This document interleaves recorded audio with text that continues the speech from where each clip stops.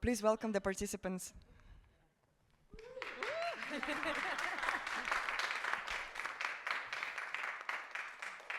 All right. Hi, everyone. My name is Susanna Montgomery, and I'm here on behalf of the CODE program. And we're here to share today with a very diverse group of viewpoints our panel, Reclaiming Digital Agency, Art, Research, and Resistance in the Age of Platform Power. And we're here to ask a pressing question. In a world shaped by powerful digital systems, how do we reclaim a sense of agency? And what role should art play in that process? So from surveillance to algorithmic justice to the erosion of digital rights, these challenges are too complex to tackle from any one field, which I think all of us can agree after going through many, many, many interesting, complex, and interdisciplinary sessions today. That's why we wanted to bring a conversation together of people working across disciplines, from art to law to activism to research, and explore how creative and critical practices can help push back against platform dominance. So we're going to look at this tension of working in between fields and why imagination, emotion, and artistic method should stand alongside the really important legal and technical approaches we've also heard about today. But why are we all here? Well, we're a part of the CODE program.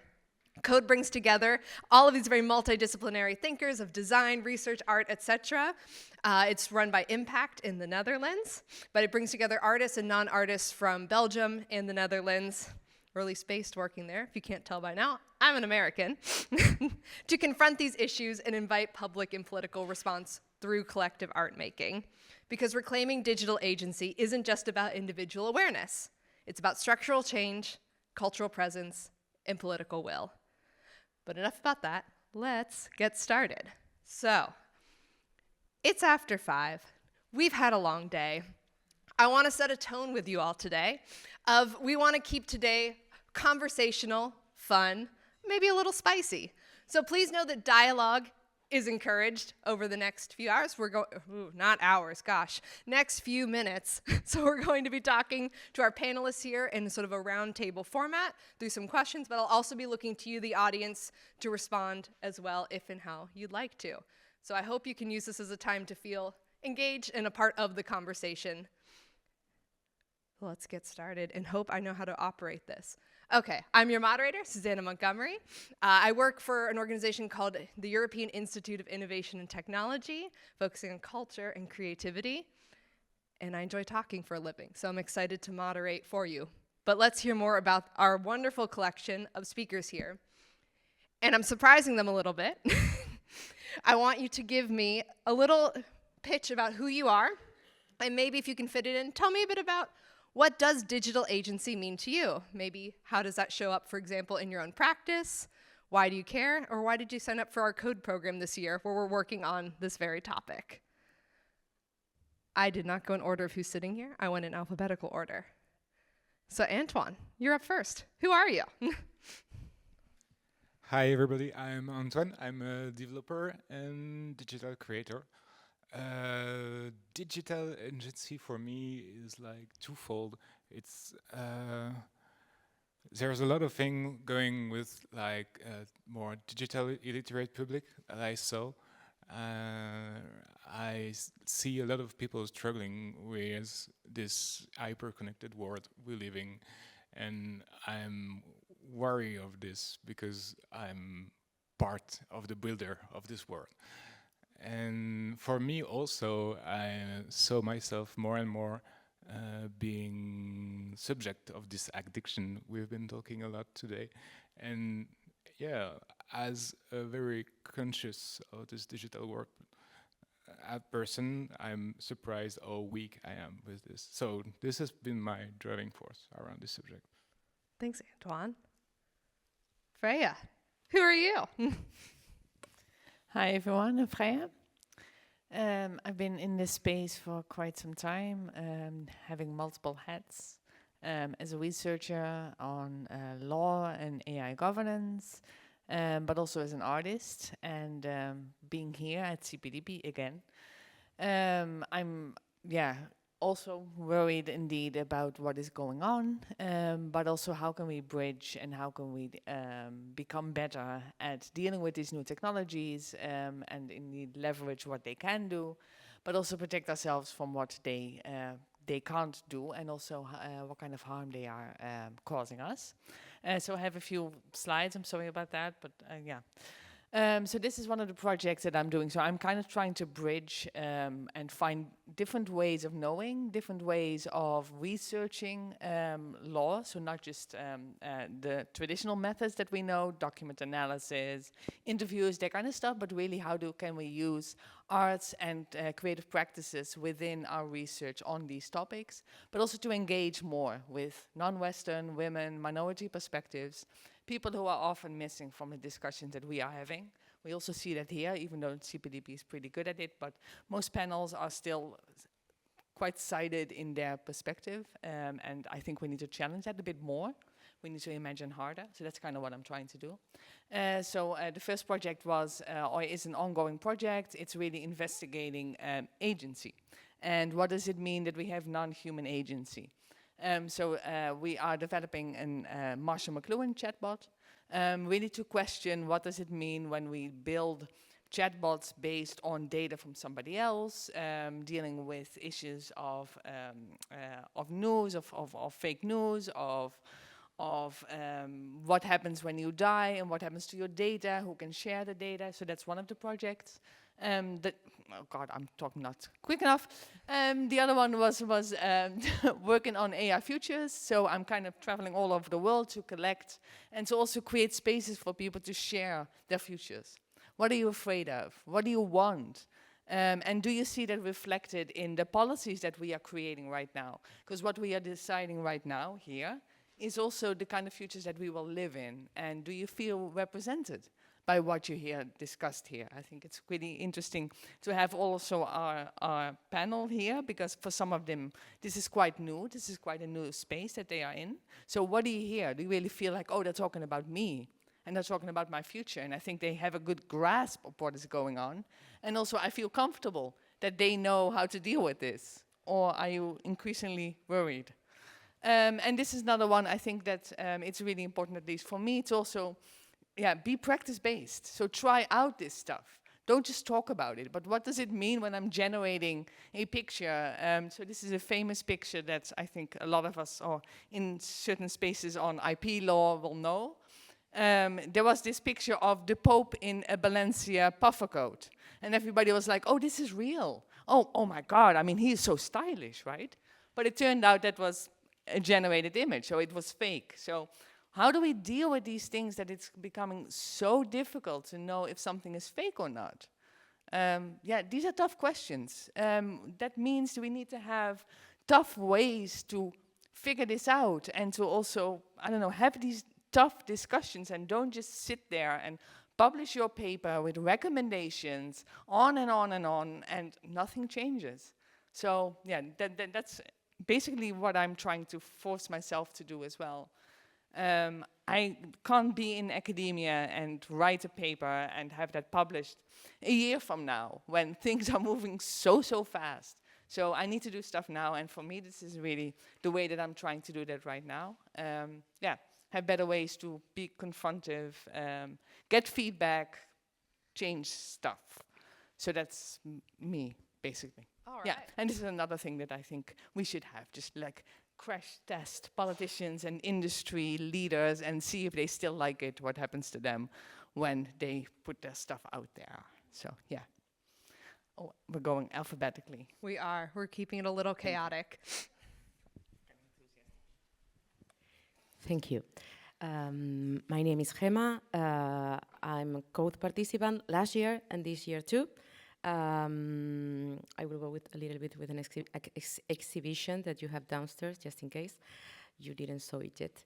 I'm a clinical psychologist, social scientist, and media artist. I like to develop technologies, especially artificial emotions and robotics, before the hype. And as a clinical psychologist, I study the impact of how these technologies work from a psychological point of view. For me, digital agency means two things, or two big fields. One is to understand the technologies itself, so you know how they work. And the second one is, it will be ideal if you could choose how to use it and the limits of that. That is like what digital agency means for me. I really like how through the art you can really show these kind of black boxes or glitches. One of the projects that I was involved last year with code is like Toy Boy. If you go to the website toyboy.click, or you go just downstairs, you are going to see it's about deepfakes and deep nudes. The idea of showing this kind of like mistakes that technologies are making, I do think it make you more conscious about how these technologies are working. Also leading with what Freya was saying about what is truth and what is fake. Thank you. Hi, my name is Minka, and I describe myself as an interdisciplinary feminist researcher, DJ, radio maker, and event organizer. And my research was on online community radio from a transnational perspective, and I looked at potentials of the urban and digital commons. And I guess for me, digital agency, I studied cultural anthropology and gender studies, so I've been in different disciplines. And for me, that's also why digital agency should be concerned with the question how digital agency can be accessible to all despite differences of class, gender, race, sexuality, and so further. So for me, it's very important to resist structures of patriarchy, racial capitalism, and colonial logics that I've also heard in some of the panels today that I attended. So let's see where the conversation takes us. Thanks so much. Hi, my name is Ayan, and I'm originally from South Korea, and now I'm making art based in Amsterdam. And yeah, this is just short GIF file about my artworks. I like to explore the hidden feelings that we want to hide, or it's just unconsciously like hidden under the surface through paintings, sculptures, and other digital mediums. So you can check more about my artworks and behind stories through that QR code, which is connected to my Instagram account. And for me, the importance of digital agency is making your own standards, not to be NPC or being consumed in the digital world, because the trend is so fast, and yeah, so it's very chaotic these days, especially you're just scrolling over and over again. So I think it's really important to like think about who you are and what's your opinion, like what's your standard, instead of just like listening others. Yeah. Thank you. And last but not least. Hi everyone, I'm Anjali. I make problematic AI, both professionally and creatively. So officially, my background is in medicine. I have a PhD in medicine, but I was developing algorithms that would basically collect your smartphone wearable data, your internet data, and I would predict what your mental or physical state was. And ultimately, that knowledge is public and open source, so any company who's interested in it could use it to build more effective ads. And as you might have seen downstairs, I also make fashion police drones that use very problematic algorithms to detect what your gender is, whether or not your outfit is gender conforming, if you're naked, if you're wearing a hijab or burqa, any other types of cultural hallmarks. So because of my, oh, and I'll just also add, after I finished my PhD, I worked at a startup where we would create an app that would it would estimate what your face would look like after Botox, fillers, facelift, neck lift, and so on. So another way of preying on someone's insecurity, but at least we're optimizing it with AI. So given this, what digital agency means to me is almost nothing, because perhaps my years of working in the AI space has made me a bit of a tech nihilist. See, I told you we'd get a little spicy. Okay. Thank you so much for all the introductions. Now you kind of have a sense of who's in the room. We have 6 people sitting at this table and probably like 30 careers already just at the table alone. So as you can see, I think we're so much in the code program. Honestly, I think in CPDP as a whole, we're all about people who wear a lot of hats. And I really wanted to investigate that directly with this panel about making it more visible, people who work in many disciplines, across many disciplines, and why that's important. So, oh, do I want to say what I think digital agency means? You know, you'd think I would think about an answer to my own question. I mean, I think for me, agency is all around empowerment. So I worked a lot around digital rights, or human rights in the digital space.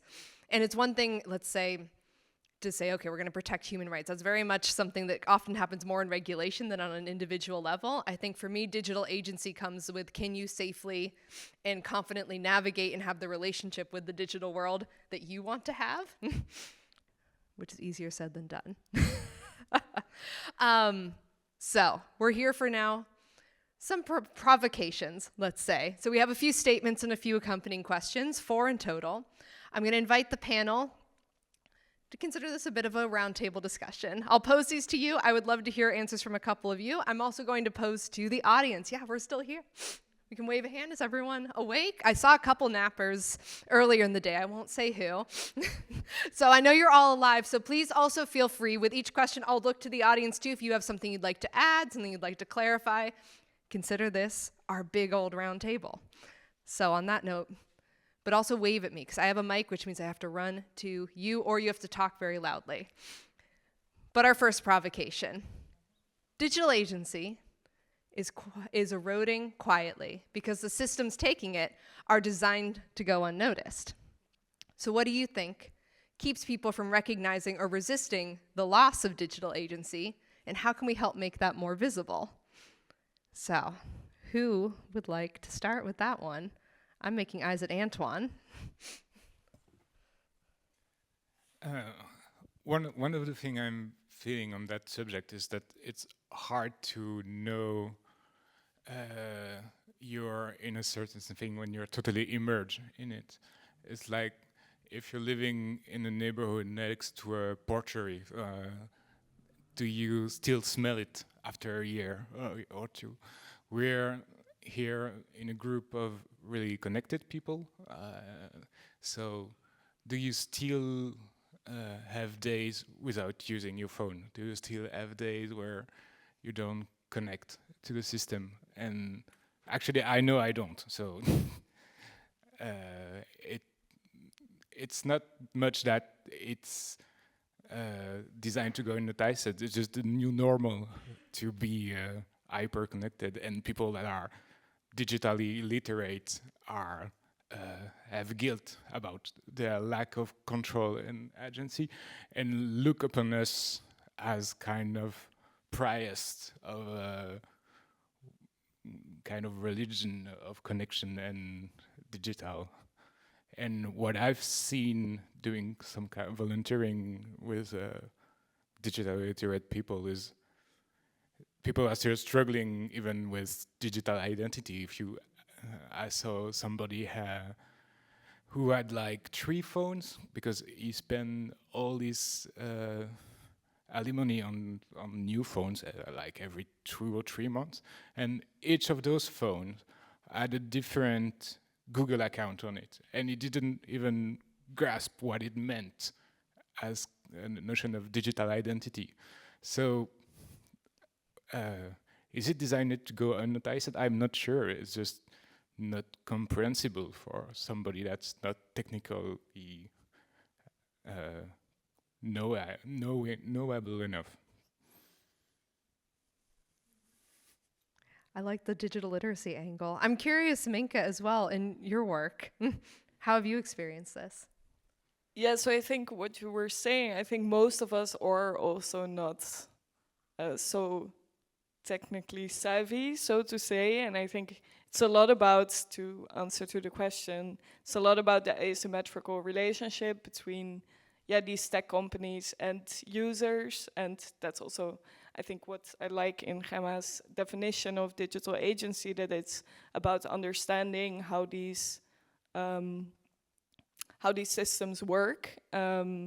So another quote that I heard in a panel earlier was that AI amplifies power, and I think it is that kind of asymmetrical relationship of power that, and especially like tech companies showing kind of like they are playing with this imagined agency, giving you more and more functions to be, to think that you would have the agency over a platform like personalized playlists or something like that, while it's kind of like hiding the fact that you don't have or you have less agency over how your data is being used.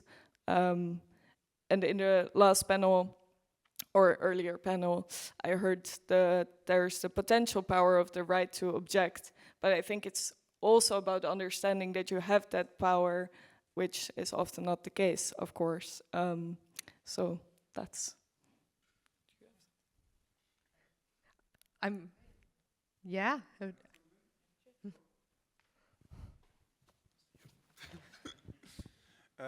So something that. Hey, Jaap, who are you? I'm Jaap. Hi, I'm also a code participant.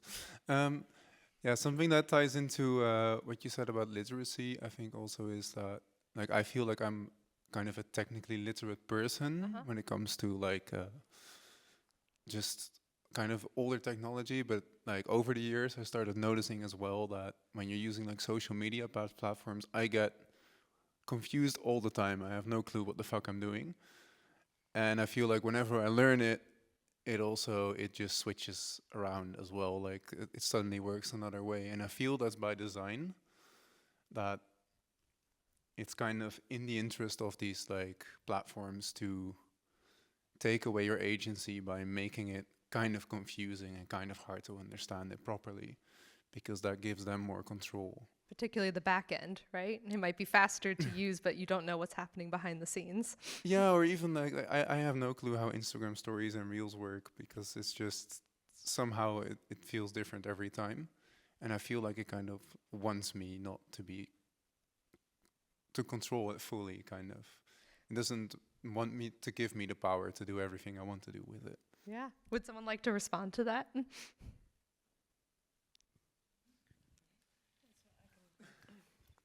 Thanks, Jaap.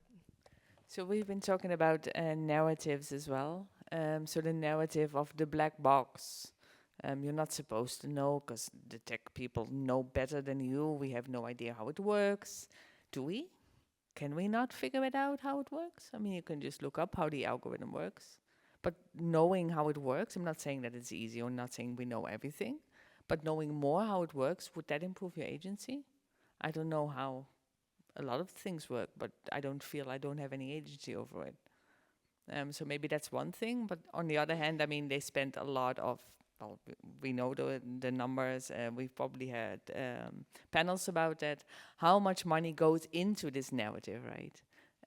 How much money goes into policy, into lobbying by tech companies, so they can actually indeed control what kind of regulation also that we have. Because you do have these rights, but you need to look at these rights into this holistic world that we live in. It's great that you have rights, but what if you don't have money to go to a lawyer to actually enforce your rights? Great to still have rights. I mean, what kind of level are we talking about, right? So all of this makes it very hard, I guess, also to change something. Yeah. Yeah, I will jump back on what you said about knowledge, because next to this kind of idea of black box and AI, there is one of the tools that you often hear when reclaiming agency is like open source tooling. Like people could just use those free tools that are there. They are easy to access, and you can just learn to use them. And they're actually quite complicated if you're not tech savvy. And the education to be able to use them is not that easy to access. And even then, I'm knowledgeable about that, and I just can't bother because it's really boring to do. So, yeah. Yeah, it's not convenient enough, and it cannot be because it's made that way. There are geeks working to those things, and they can be bothered to make it easy for somebody that can learn it. Yeah. Oh, Freya, do you want? Because I'm just about to add a whole new framework to this, so I don't know if Freya wants to respond. Okay, okay. So for me, I actually interpreted this question another way, which is, yes, these arguments are important, and I think they mainly address platforms in which you're actively engaging with. So, you know, being on social media or the types of search results that you get when you look up a search engine. But we're totally missing out on the framework of people who are victims of deep fake porn, for example, because these are not people who chose to engage with deep fakes or deep fake technology at all. And for me, that is a type of digital, the loss of digital agency, because your digital identity is being cloned and manipulated and sexualized and weaponized by other people, usually without your knowledge and definitely without your consent. And so one thing that I think keeps people from recognizing or resisting is that it's a lot of work to actually find your own deepfake porn online. Like, you have to go onto porn sites, you have to click through them if you don't use facial recognition. And that can also be quite confronting. It could be quite traumatizing, knowing or even not knowing whether or not you have deepfake porn on there as well. So I think there are two frameworks in which we can interpret this question. Systems where perhaps we should regulate the systems that we proactively engage in, but also being able to opt out of systems that we can't protect ourselves from. Okay. I'm curious if we have any comments, questions, concerns from the crowd. All right. Yeah. I love it. Thank you. Who are you?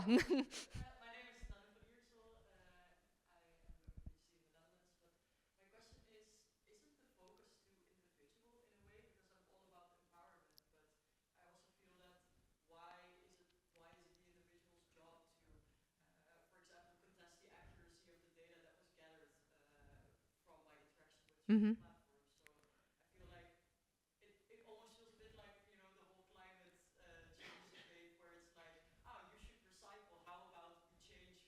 Yeah.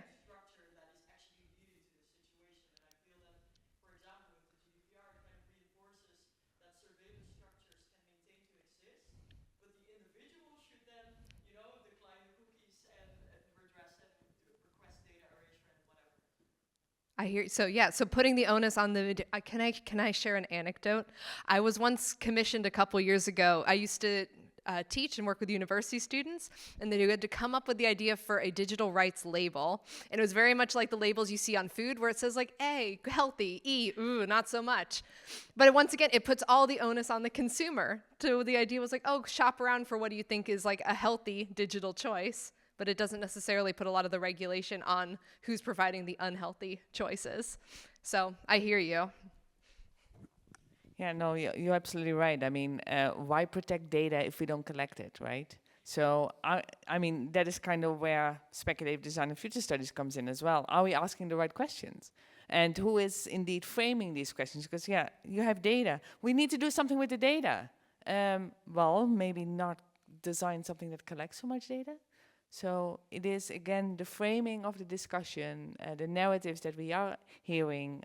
We need to challenge that much, much more than is happening at the moment, I think. Thanks for the question, though. Yeah, great question. Let's keep it coming. But on to the next one to think about. So as you can imagine, there's a lot of art in this room, and it felt like, how can we not acknowledge the role of art? So I want to start with another provocation. Art doesn't need to prove anything to be true, and that's why it's powerful. So my question to the group up here is, what can art reveal about technology, power, and agency that perhaps research or journalism can't or maybe won't? I'm curious. Yeah, Ayun, would you like to begin? I just recently thought, like, haters are more active with their opinions. So if you open the rage gate with the art, people start to talk about it, and from that conversation, people can make like kind of better choice. So I think art is more like offering the opportunity to think. So like art by itself doesn't need to like prove anything, but yeah, just giving the opportunity to the people. I'm curious, Gemma, as well. As someone who works also at the intersection of art and research, how do you feel about this? Thank you. I behave myself so different when I have to do a research paper or when I have to do an art piece, totally. So for research, I have a lot of limits, and I think a lot about the ethics. In art, I want to explore how ethics is being. So it's totally different approach for me. I can develop much more, even though I do robots, I try to make humor or humoristic or something like this. Through the art, you can break the limits more, and you can try to create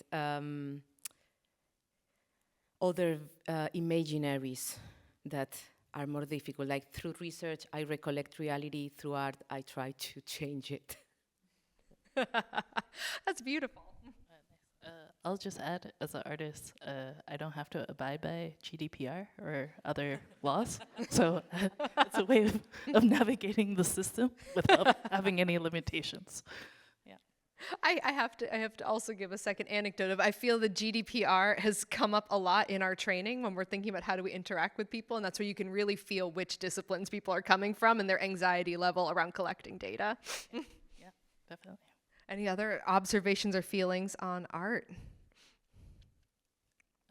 At least for me, I feel that media arts or digital arts is in a very dangerous spot as of this time, because a lot of digital art can just be end up being like a mouthpiece or an ad for actual technology.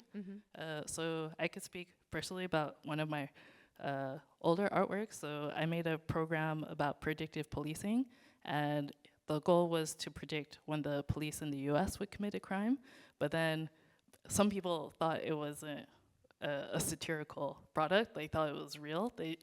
I just had to improve it, because they were like, yeah, we can actually use this to fight against the police. That would be great. Not questioning the fact that maybe we shouldn't have this type of technology in the first place. So I think, yeah, we have to be careful of how we showcase our work, but then we also have to be clear on what our case or narrative would be.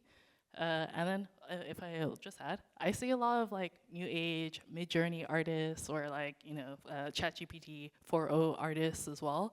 And for me, they're only showcasing the technology, but they're not actually showcasing what they're trying to express as an artist. They're just another ad for these Gen AI models. So I think and this is not the case for, like, let's say if you're a sculptor or a painter, no one's like, oh yeah, like this is some great oil paint material right here. They're probably selling this like Yves Klein blue color or something like that. So we have to be like sensitive or self-aware about what we're actually showcasing. That's it. Yeah? Yep. I'm curious. Ooh, Freya, you look like you want to respond. I find it a very tricky statement that you're making there. So, yeah, thank you for that. I mean, if I hear you correctly, it's like somebody who uses Midjourney isn't an artist?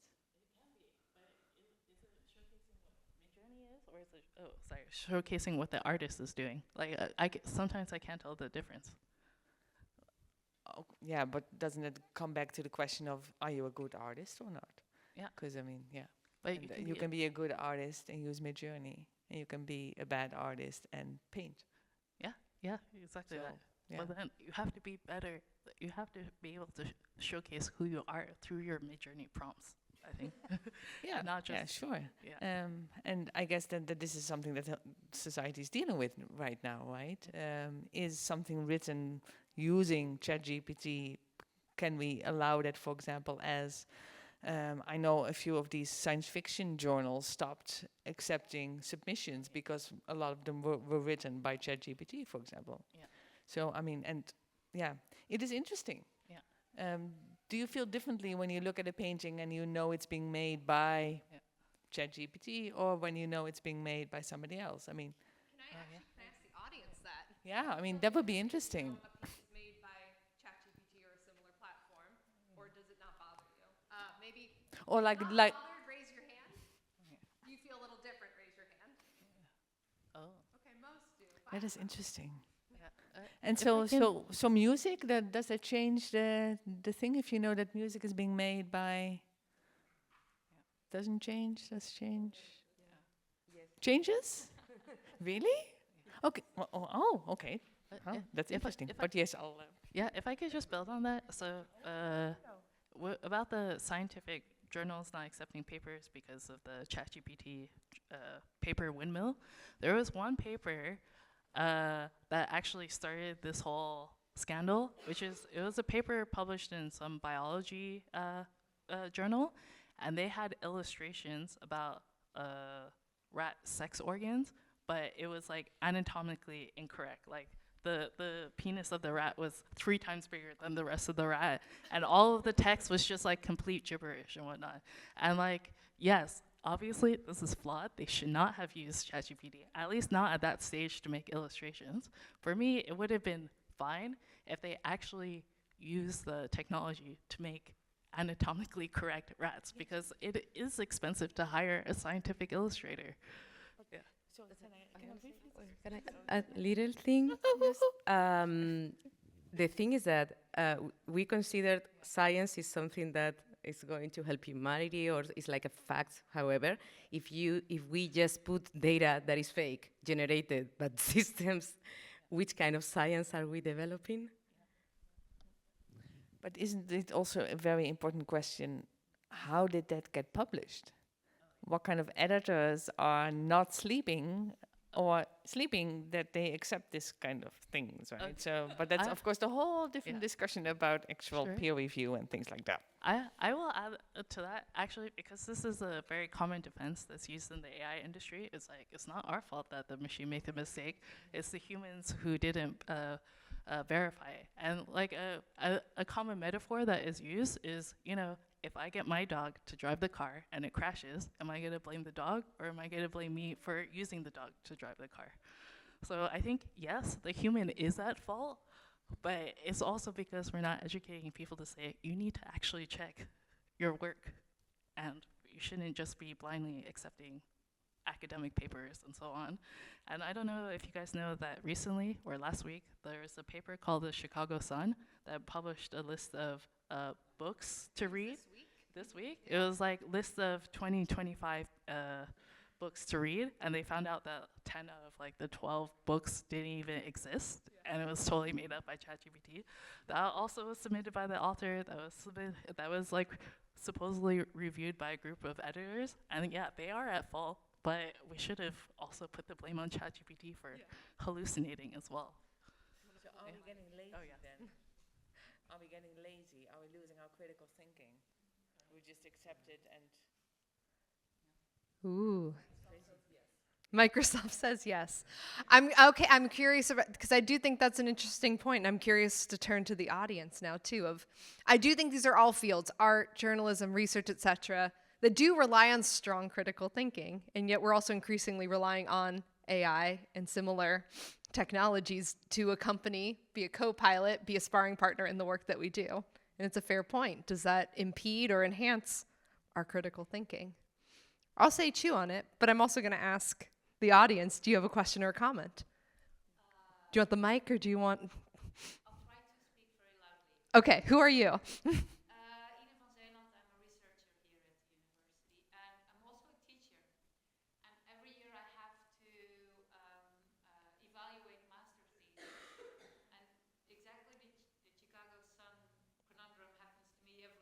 Sure. a master's thesis to read, and already on the first page I noticed, wow, this is an interesting literature review, let's say, because it contains a lot of things I've never heard before, and I'm an expert in this. And then I look up the papers, and it happens to me every year there is somebody who's probably used ChatGPT or something to generate the references, and like half of them, or sometimes like the whole first page, doesn't even exist. So that's stupid, right? I tell my students this is really stupid. Yeah. If these results were real, I would be amazed.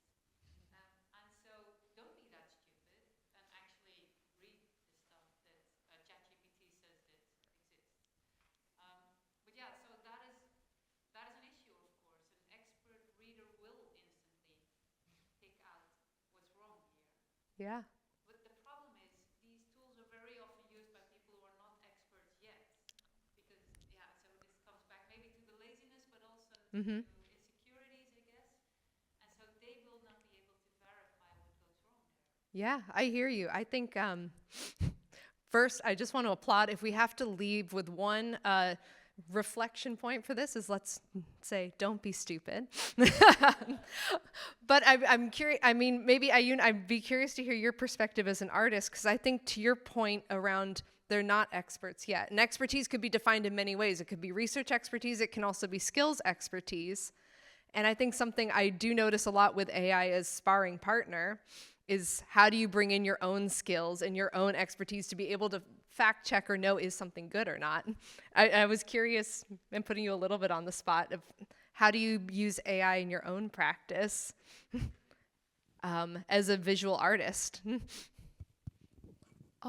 For me, I really like to use AI as a image generator tool. So I can just quickly visualize my ideas. So it's much easier to talk with others, because if I just say verbally, it's something like with the sunshine, somewhere 7 p.m. People have their own imagination, but with the kind of strong image, people can understand. And yeah, I think it's better to communicate with others.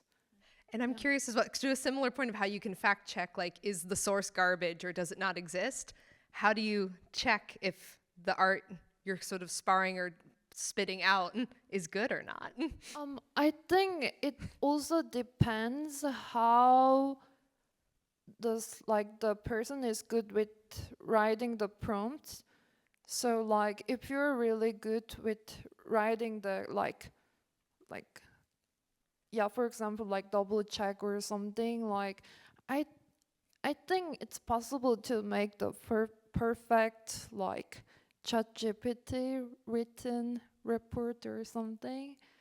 Yeah. So yeah, it's I think we have enough technology, and it's really developing very fast. So I think there's nothing you can stop. So yeah, just yeah, depends on the ability of the user. I hear you. I always liken it to, I also used to be a teacher, and I would compare it to photography. In some ways, we're all photographers. We can all take pictures, but the difference between a professional photographer and me trying my best to take a selfie is typically, you know things around aperture, you know things around the size of the lens that you're using, etc. And that's what leads to great composition. You can really tell the difference between something that's fine and something that's amazing. And I think when you can bring those into then say your use of AI, that's typically where you can start to see the nuance of, am I using the tool fine or well? I want to go to the next. Can I ask one question to the very short, and then we're going. Yes, I'm sorry. Yes, I was just wondering. Are you afraid that it's going to dictate more and more your own vision, or do you feel like you have indeed control over what comes out? Because if you prompt it, it will give you something. Is that always what you had in mind, or does it, I don't know, shape the way you are going? So a couple of years ago, you have, for example, the standard human in certain software. There's a 3D modeling program that gives you the standard human. You open it up. What do you think you see? you probably won't see yourself replicated as the standard human. So the moment you open it up and that is in your head as the standard human, it will probably direct you in what you are going to make. So I was kind of wondering, does this direct you in what you want to make, or do you feel you have enough agency as an artist when you use these tools? First of all, I'm not scared of anything about AI generated art because like recently I thought like, especially with those like thousands of mid-journey artists on like social media, it feels too cheap because like yeah, anybody can make it. So like human labor is the real like luxury these days. So I'm very happy to make my art with my own hands, with my own minds. But yeah, maybe one thing that I'm scared is, what if someone like wants to put my works on their like data set? Then it's just like being abused, and I don't really want it. But yeah, also at the same time, like I'm posting my things on the internet, so I'm giving my like consent and trading with the like convenience. But yeah, I think it's still like fair trade. I love the comparison to this is the true luxury. I find that really beautiful to bring up.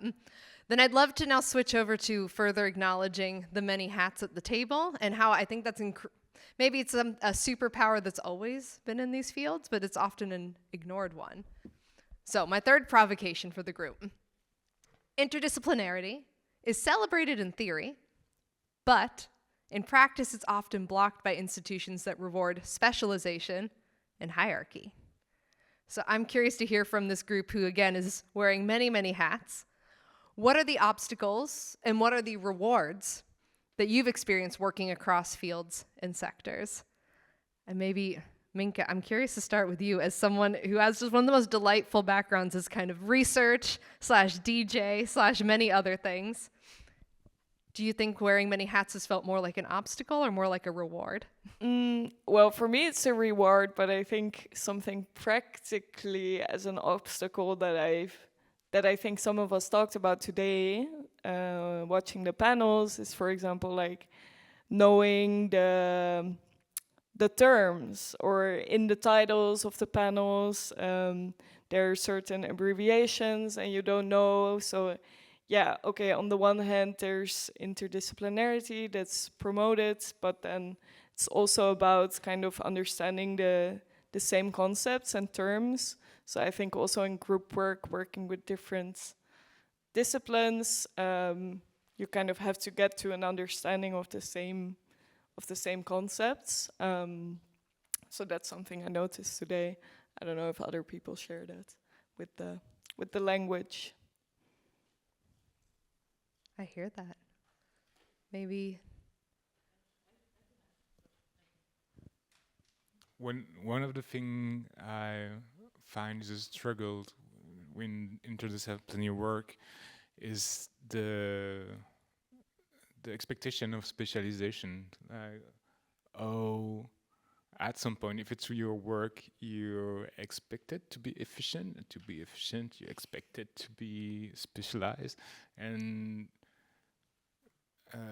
creation is kind of a wandering thing. So you have to follow like what you feel. Oh, I want to explore this thing, and too bad if it take me 2 years to get something good from it. And that's something which is hard to sell when you're looking to expand.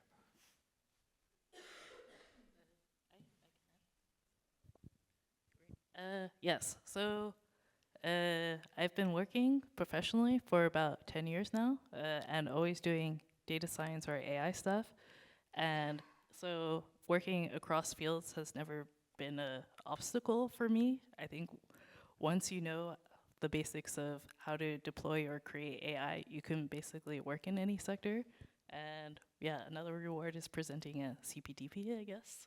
But for me, yeah, so I honestly, it is not within my experience that I felt that I've been blocked by institutions who only try to reward specialization or hierarchy.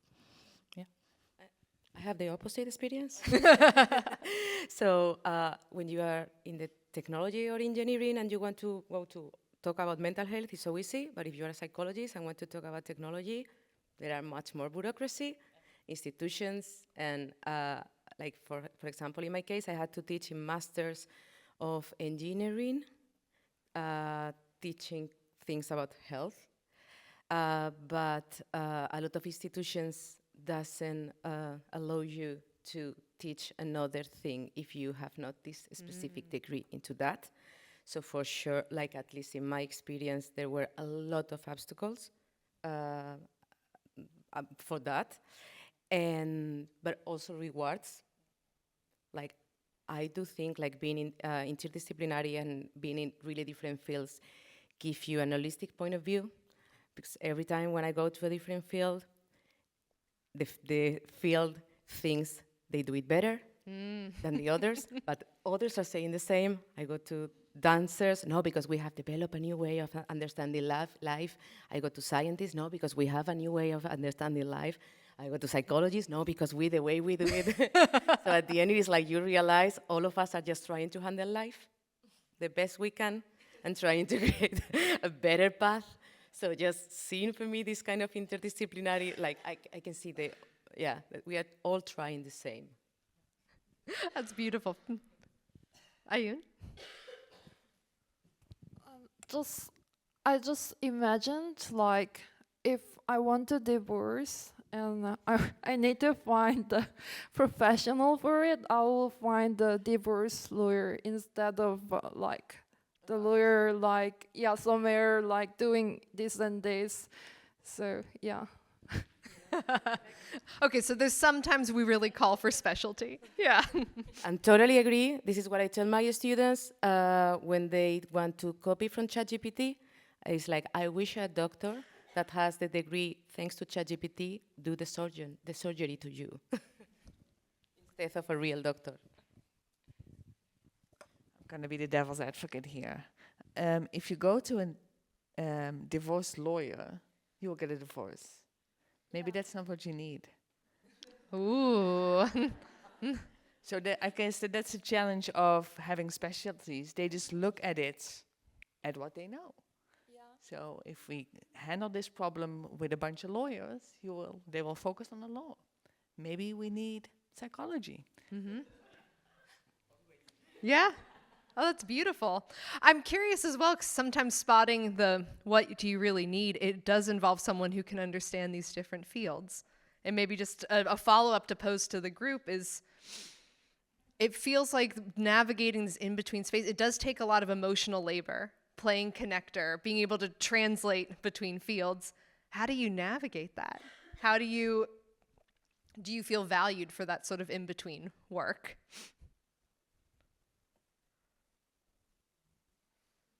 I think the silence says a little bit.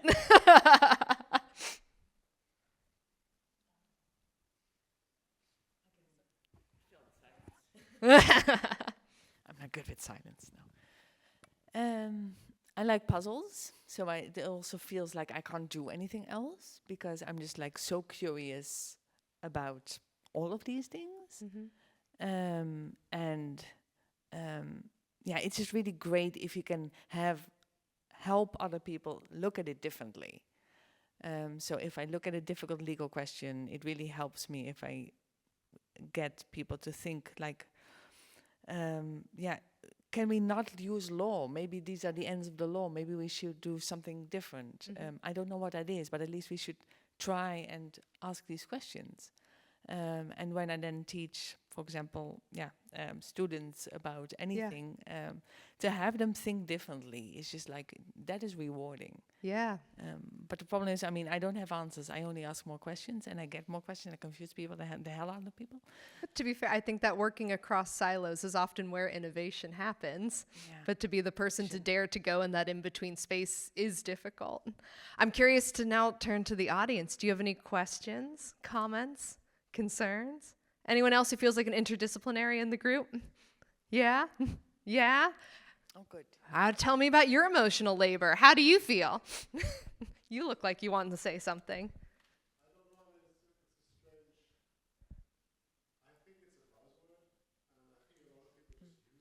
Yeah?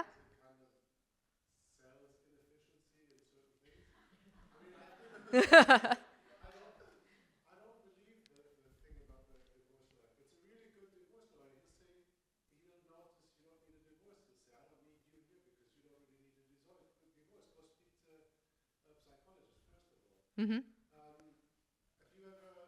point.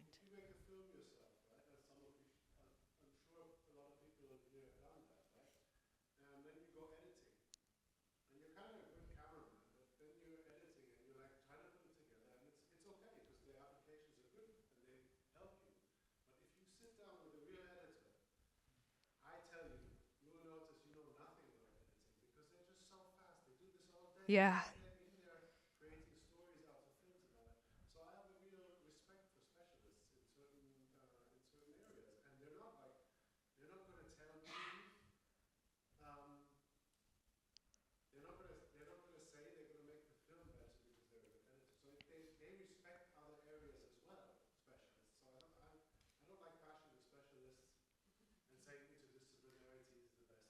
Yeah.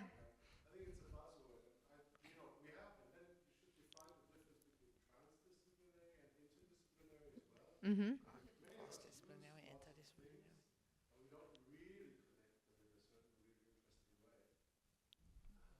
Exactly.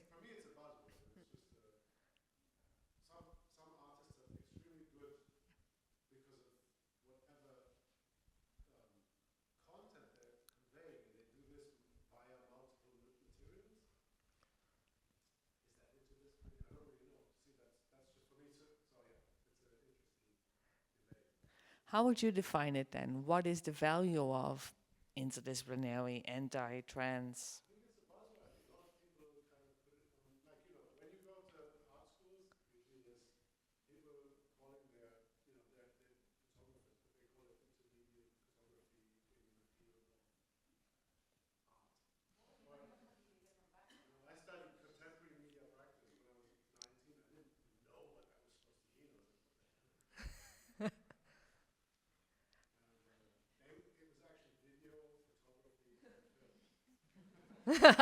Okay, so a few intertwined then. Did you have a response? Gemma, yeah, yeah.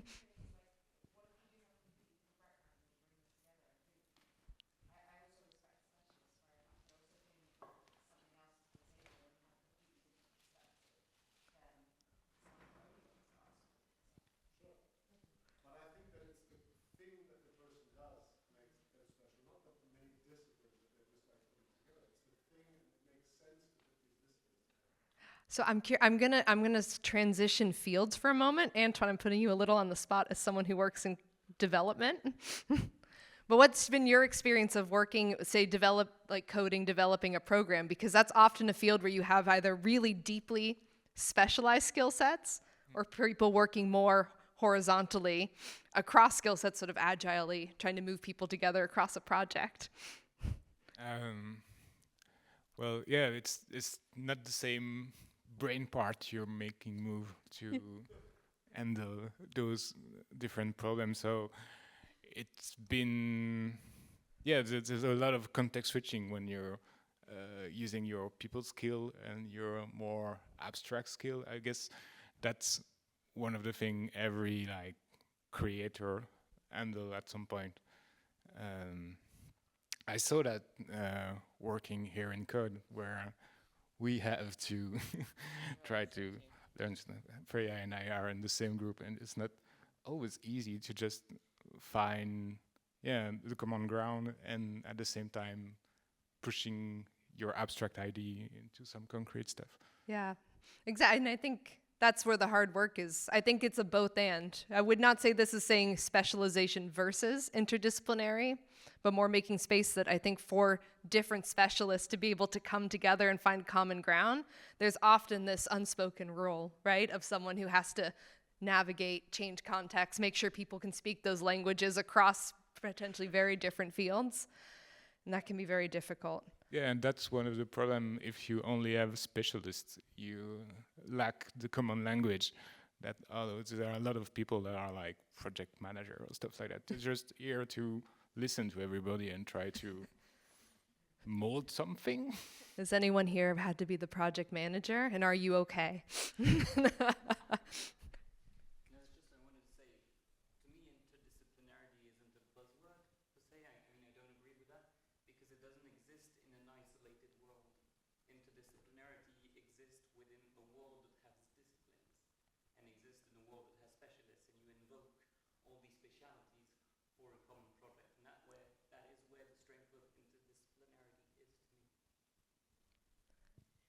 Yeah, in an ideal world, your project, you have like a bunch of specialists that will work together, because you have the ideal budget also, also make it work.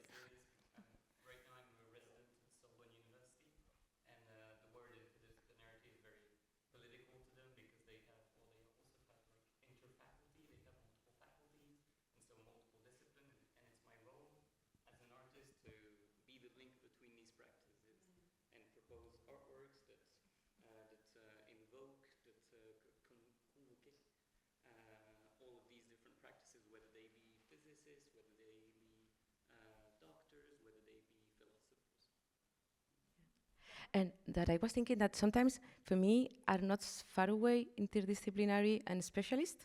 It goes together. In my case, because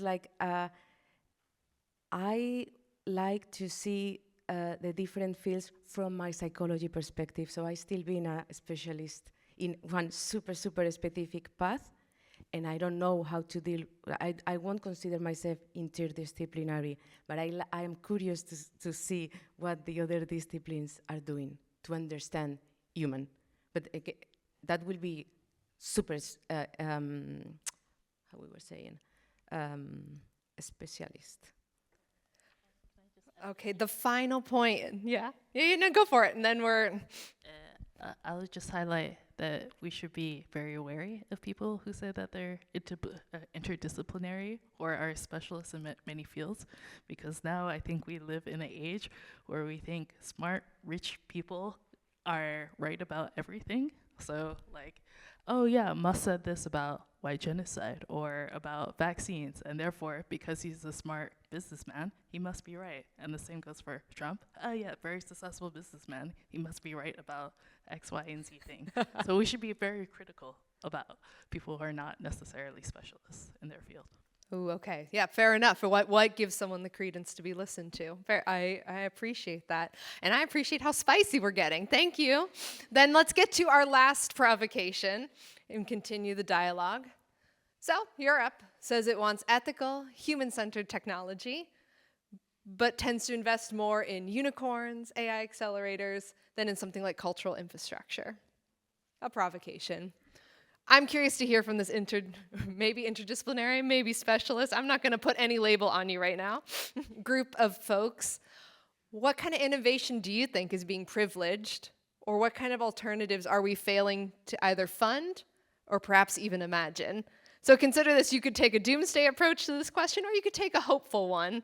And I'm curious from each of you to hear, what should we be imagining, or what are we failing to achieve? Well, privilege, large models of totally non-privileged or non-alternative small models. I like small models of language, not super big everything, and just assuming that everyone has to use one specific mainstream service. So I would like to imagine that there are more discourses against the, through not just this, we cannot stop the AI because the AI is going to be with us, and this kind of, I really would like to give more funding to other imaginaries. I'll just add, I think one aspect that we're failing to invest or fund is, or our projects that are focused on long-term sustainability. Like I think at least in the US, most of the funding is in projects that are scalable and that can be disruptive. But we have no idea, like, what the lifespan is for any of these LLMs. Like, how often do they have to be updated? How scalable are they in the long term? How many data centers do we need to store data to train them? Like, we're not at all focused on the, whether or not these technologies will exist 5, 10, 20 years from now. Yeah, it's the Wild West right now. Maybe pass down to Antoine. So it's a bit adjacent to cultural infrastructure, but one thing I think we're failing to fund is our sufficiently staffed reception desk, place where people can like talk to you, having somebody in front of you when you're trying to get into some place, to talk to some people. More and more you face it with a screen, and actually if you wanted to, I don't know, make some kind of service economy, you could just put back some people behind some desk and having people to talk to.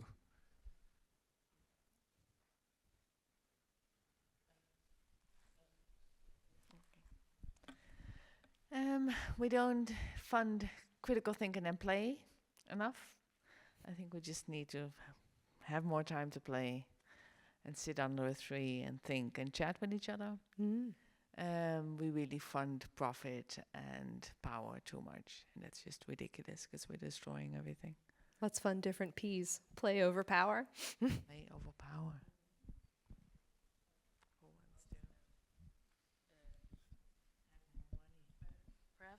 Perhaps this is me just being selfish and lazy, but I feel like we haven't funded enough projects that automate the really boring stuff.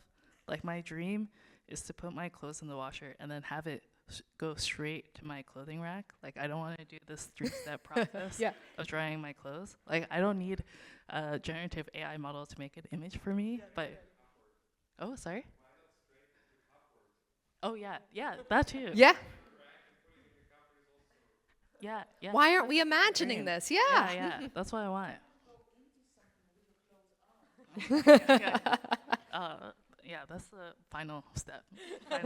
Yeah. Also, so Maybe Minka? Anything you wish we'd imagine or fund more?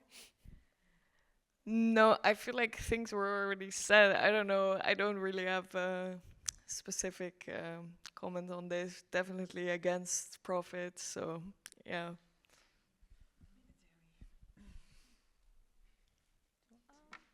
Then let's bring it to the audience. Do you want me to bring you the mic, or do you want to speak loud? All right.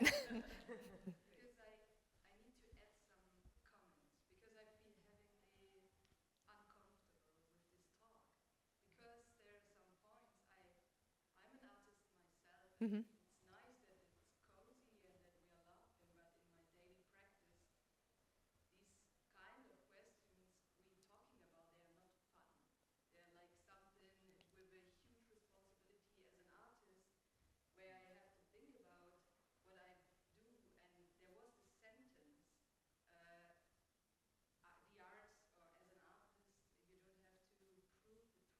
Yeah.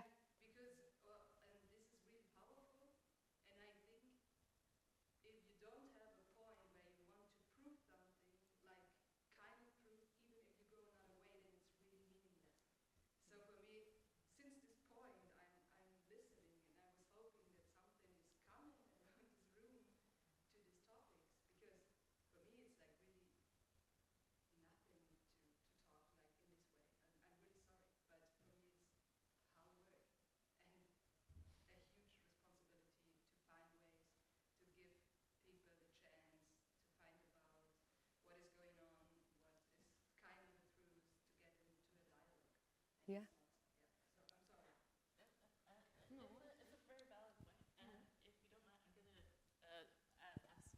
Susanna, this question, where is the quote from? Oh, see, I would call it's a provocation. It's not, It was something to agree or disagree with. So I'm very grateful that you disagreed with it. Don't consider this our belief system, but. We don't agree amongst ourselves. We can't jump on every point that everybody else is making. So.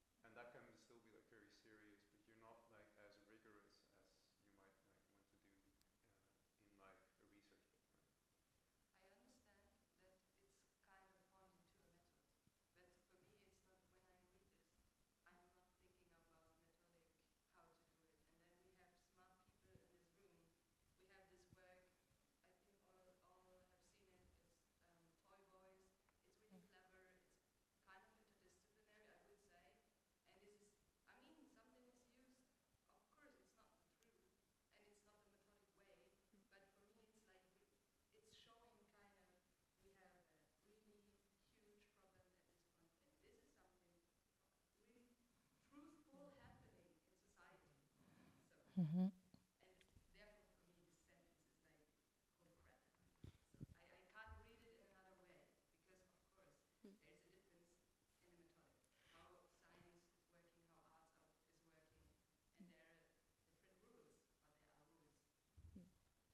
I think you're totally right.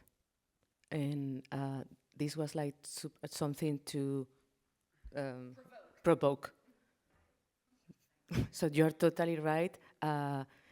With the Toy Boy, for example, I was so happy that we can show through really satire and humoristic somehow, not for some people not humor, to be honest, something so deep.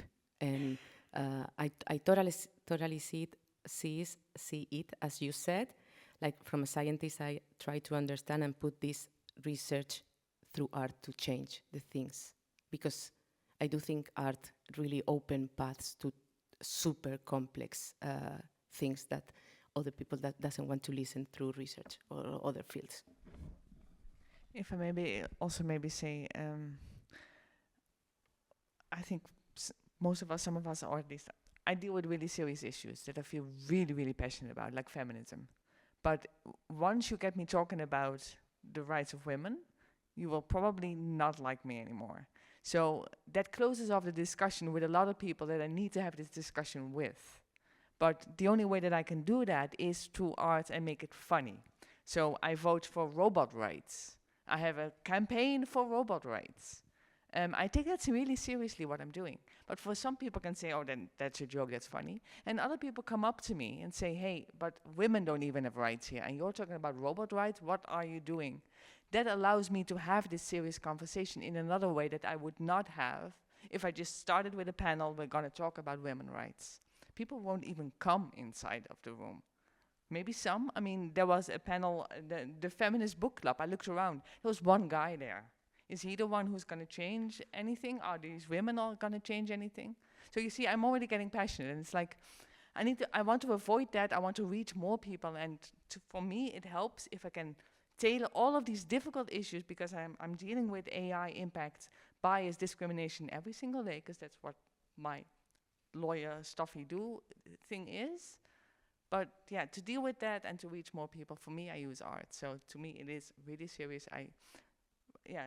It's a statement. Sorry. I hope that makes some sense. I'm going to end on that because we're now at time, but I want to first give a thank you to the panel for sharing your perspectives tonight. I really appreciate it.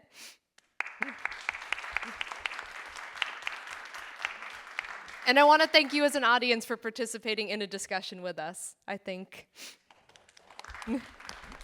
And thank you, of course, for moderating. That was really, really good. Thank you.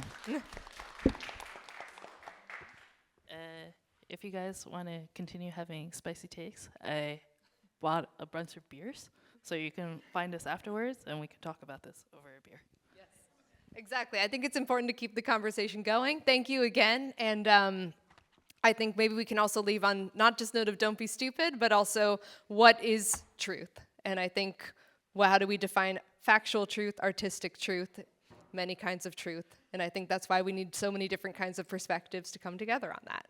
So maybe let's have a beer now.